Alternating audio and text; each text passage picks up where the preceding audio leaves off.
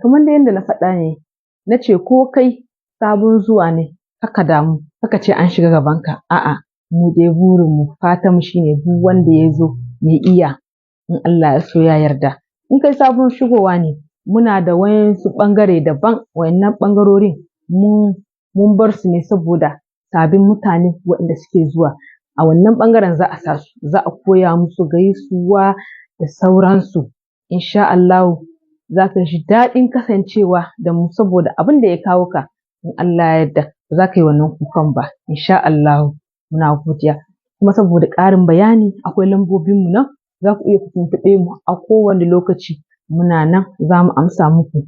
Insha Allahu in tambayoyi ne gare ku in kuma abin da aka yi ne a wannan ranar akwai waɗansu gurare da kuke so a muku ƙarin bayani ba matsala ku taɓo mu kawai ko ku rubuta mana ta yanar gizo ko kuma ku kira mu saman lambobinmu a kai tsaye akwai mutanen da za su amsa muku su ba ku ƙarin bayani.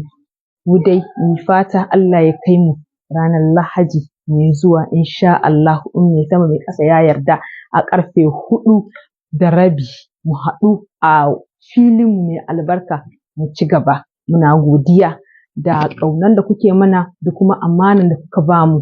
Mun gode. Allah ya taya mu riƙo. Assalamu alaikum.